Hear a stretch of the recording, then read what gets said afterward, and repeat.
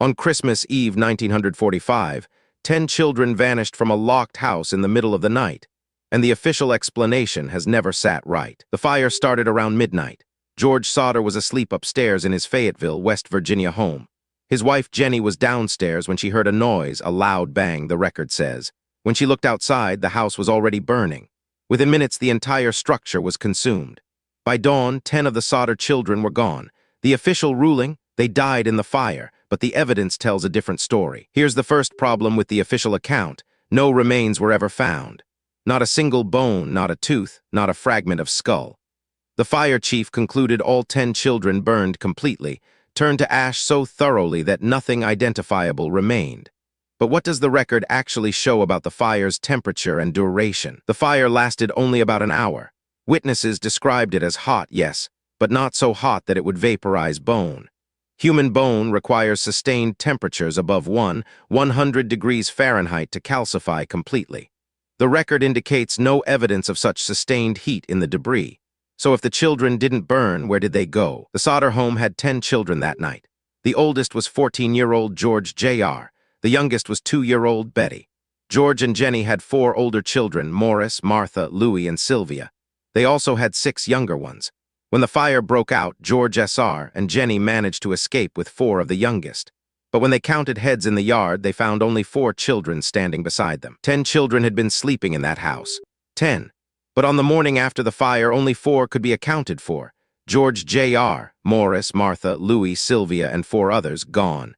The parents were certain these children had been asleep in their beds when the fire started. So the central question becomes unavoidable. If they didn't burn, did someone take them? The Sodder family had enemies. George Sodder was an Italian immigrant who'd received a phone call just days before the fire. The caller allegedly said, "You're going to pay for what you did." The family also reported that their car had been deliberately disabled the day before the fire. The battery cable had been removed. Someone didn't want that family to escape or call for help. But who? George Sodder had testified against a mobster in a trial months earlier. The record shows this was documented. He'd been a witness in a case involving organized crime figures with territorial interests in the region. Was the fire retaliation? The official investigation never pursued this angle with any real force.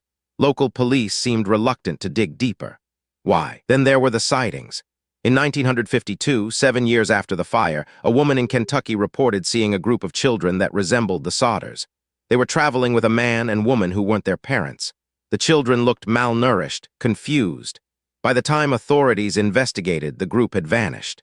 The record indicates this report was filed but never substantively followed up. In 1968, 23 years later, the Sodders received a photograph in the mail. No return address. The image showed a young man who resembled their oldest missing son, George Jr. He would have been in his late 30s by then. The photo's origin was never traced. The family kept it. But was it really him? The record remains inconclusive. The official investigation closed within weeks. The fire was ruled accidental, caused by defective wiring, the report said. No criminal inquiry, no federal involvement, no kidnapping investigation. Local law enforcement seemed satisfied with the accidental fire conclusion almost immediately. But the Sodder parents spent decades trying to reopen the case. They believed their children had been taken. In 1989, more than 40 years after the fire, a construction crew working near the original property site discovered human remains buried in the ground. Skeletal fragments. The record indicates they were never definitively identified or matched to the missing children. The discovery raised more questions than it answered. Were these the children, or were they unrelated remains? The Sodder case sits in a peculiar gray zone. It's never been officially reclassified as a kidnapping. It's never been solved as a fire. No arrests were ever made. No charges were ever filed. The case file remains open in a technical sense, but it's been dormant for decades. The official record doesn't clearly state what happened to those 10 children. What we know is this: 10 children disappeared on Christmas Eve 1945. No bodies were recovered. No credible evidence placed them in the fire. Their parents received a mysterious photograph decades later. Sightings were reported but never confirmed. The official investigation was closed almost immediately, and 75 years later, the record still hasn't provided a definitive answer. The Sodder case remains one of America's most perplexing missing persons mysteries. Whether it was an organized crime abduction, a trafficking operation, or something else entirely, the record doesn't definitively say.